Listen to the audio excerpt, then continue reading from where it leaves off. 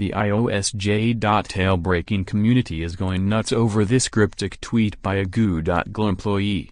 It's been a while since we've seen a reliable iOS jailbreak. You'd have to go back to iOS 10.2.1 to find a working version that's widely known. Since the last working exploit, the jailbreaking community has mostly gone dark, with repositories remaining unupdated, or closed, and a group of once cooperative hackers now at large with both each other and those hungry for future exploits.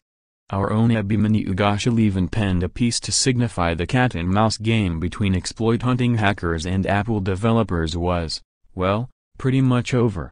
That's until a recent tweet by Google researcher Ian Beer, anyway. If you're interested in bootstrapping iOS 11 kernel security research, keep a research-only device on iOS 11.1.2 or below. Part 1, TFP0, release soon. Ian Beer, at i41beer, December 5, 2017. Beer's tweet doesn't exactly give away the ending, but popular opinion seems to suggest he's working on, or perhaps close to revealing, a jailbreak for iOS version 11.1.2 or below. A motherboard piece seems to follow this logic, with a caveat, which we'll get to in a moment. Ian Beer is a Google Project Zero security researcher, and one of the most prolific iOS bug hunters. Wednesday, he told his followers to keep their research-only devices on iOS 11.1.2 because he was about to release TFP0 soon. TFP0 stands for Task for PID 0, or the kernel task port, which gives you control of the core of the operating system. He also hinted that this is just the first part of more releases to come. iOS 11.1.2 was just patched and updated last week by Apple. It is extremely rare for exploits for recent versions of iOS to be made public. Reddit is also abuzz with the news. The reason this is so big is that iOS 11 was only updated last week.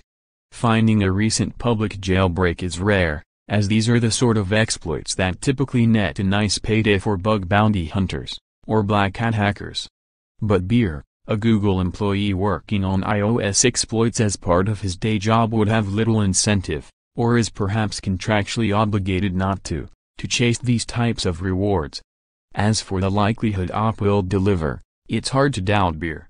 He's the same researcher who released exploits for iOS 10.1.1 and 10.3.2 in the past.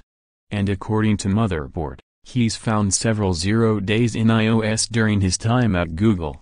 But before you get too excited, it's important to note that whatever Beer releases probably won't be a full-blown untethered jailbreak, meaning, you'll have to plug in the device each time it boots. Sorry kids. The days of one-click exploits are long over.